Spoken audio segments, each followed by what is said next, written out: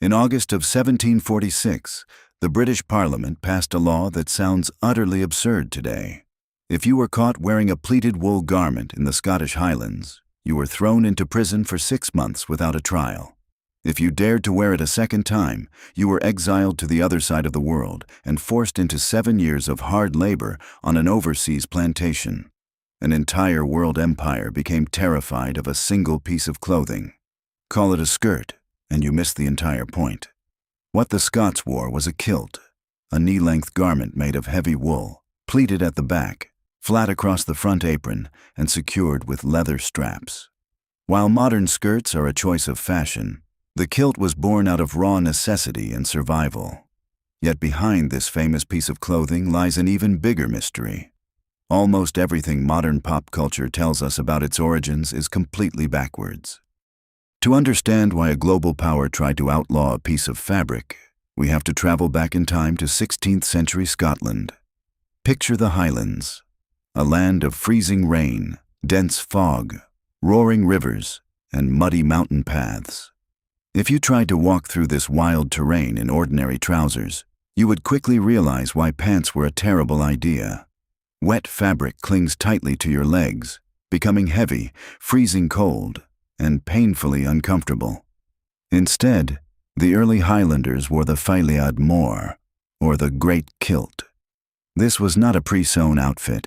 It was a massive single piece of heavy wool cloth, often 5 meters long. Putting it on was a daily ritual. A Highlander would lay the giant fabric flat on the damp ground, fold the middle section into loose pleats by hand, lie down on top of it, and tightly fasten a thick leather belt around his waist. The bottom half formed a sturdy, pleated skirt that sat right at the knees. The remaining fabric was draped up over the shoulder and pinned in place. It functioned as a complete survival suit. The natural oils in the unwashed wool acted as a waterproof shield against relentless rain. The loose design allowed air to flow, meaning the fabric dried quickly after crossing cold rivers. When night fell over the mountains, the wearer simply unbuckled his belt, unwrapped the cloth, and turned his outfit into a thick, warm sleeping bag under the open stars. In battle, the great kilt gave warriors unmatched freedom of movement to climb steep hills or charge across marshes. Before a fight, a Highlander could unbuckle his belt in a split second, drop the heavy wool entirely, and fight with total agility. It was pure efficiency. But that brings us to another famous belief. What about those colorful crisscrossing clan patterns known as tartans? Ask anyone today, and they will tell you that the MacLeods wore one pattern, the MacDonalds wore another, and you could identify a man's family from a mile away. It sounds like a wonderful ancient tradition. It is also a historic myth. In the early days, tartan patterns were not linked to family names at all. They depended entirely on local nature. A village weaver gathered whatever regional plants, berries, mosses, and tree barks were available to dye the wool. People living in the same valley wore similar colors simply because they shared the same local natural dyes. If a weaver in one glen used lichen to make yellow and brown, everyone in that valley wore yellow and brown. If a man moved to a new region, he wore the local pattern. Tartan showed where you lived, not who your ancestors were. So how did a 5-meter-long survival blanket turn into the short, tailored kilt we see today? The answer leads us to a bizarre historical plot twist involving an English industrialist named Thomas Rawlinson. In the 1720s, Rawlinson ran an iron furnace deep in the Scottish Highlands. He noticed his Highland workers were struggling. Working near blazing hot furnaces while wearing a giant, heavy wool blanket draped over their shoulders was not only uncomfortable, but extremely dangerous. A loose edge could catch fire at any moment. Rawlinson took a pair of shears to the traditional garment. He cut off the top half completely, leaving only the bottom skirt section, and permanently stitched the pleats in place so his workers would not have to fold the fabric manually every morning. He called it the féileadh bag, or the small kilt. It was cheap, light, safe, and practical. The Scottish workers loved it. The classic short kilt was born not from an ancient warrior chieftain, but from an English factory manager looking for better workplace safety. It sounded like a perfect practical solution. It wasn't. Because soon after, political chaos erupted. In 1745, Prince Charles Edward Stuart, the famous Bonnie Prince Charlie, led the Jacobite uprising to reclaim the British throne. Highland warriors marched into battle wearing their traditional attire. When the British Army crushed the rebellion at the bloody Battle of Culloden in 1746, King George II decided to erase Highland culture entirely. Parliament passed the Dress Act of 1746. Wearing a kilt or any tartan cloth became illegal for Highland men and boys. This was not about controlling fashion. It was about control and power. The British government knew that the kilt gave the clans a fierce sense of unity, pride, and military confidence.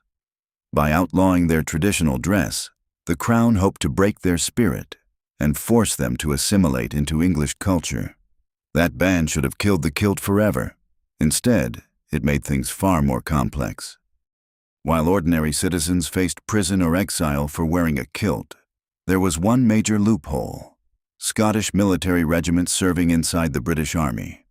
British generals recognized that Highlanders were formidable fighters. To earn their loyalty, the government allowed these soldiers to wear kilts as part of their official military uniforms. Over the next few decades, while the average Scot was forbidden from wearing a kilt at home, Highland regiments were fighting in kilts on battlefields across the globe. The banned garment was suddenly transformed from the rough workwear of mountain farmers into an elite symbol of military bravery across the entire British Empire. When Parliament finally repealed the ban 36 years later in 1782, an entire generation of Highlanders had grown up wearing plain trousers. The kilt was rapidly fading away in daily life. But then came two eccentric fraudsters and a king in bright pink tights. In the 1820s, two English brothers calling themselves the Sobieski Stuarts arrived in Scotland claiming to be secret royal descendants. They produced a mysterious manuscript claiming to be an ancient document that proved every Scottish clan possessed its own unique, official tartan pattern. The book was a total forgery, but the romantic public fell in love with the story.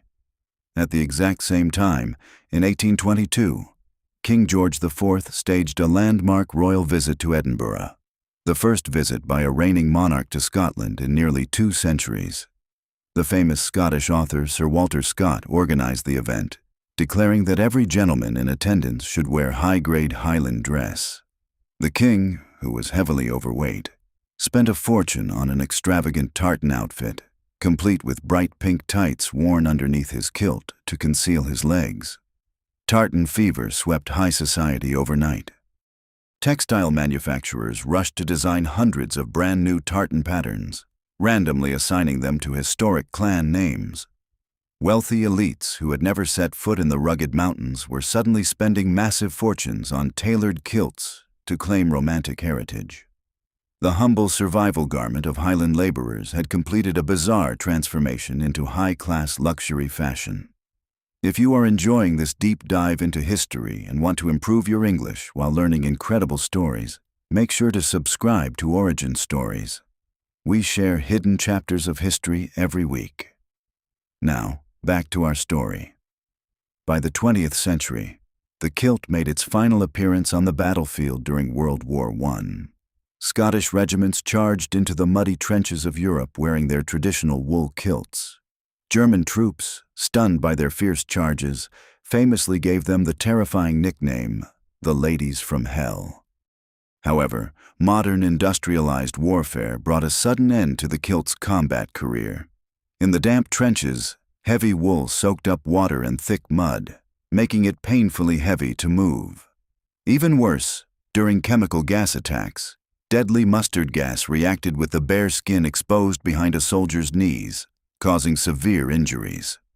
By the outbreak of World War II, the kilt was officially retired from active frontline combat. Today, the kilt has shifted from everyday workwear to ceremonial clothing.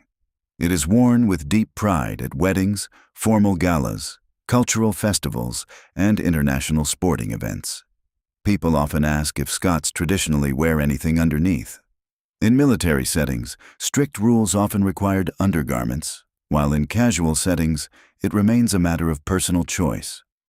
What began as a clever 5-meter blanket to survive freezing mountain weather was banned as a dangerous political threat, preserved by military regiments, reinvented by fashion trends, and finally transformed into an enduring global icon of heritage. The story of the kilt reminds us that culture is rarely static. It adapts, survives, and transforms through the strangest twists of human history. What surprised you the most about this story? Let me know in the comments below, and check out another hidden chapter of history on our channel.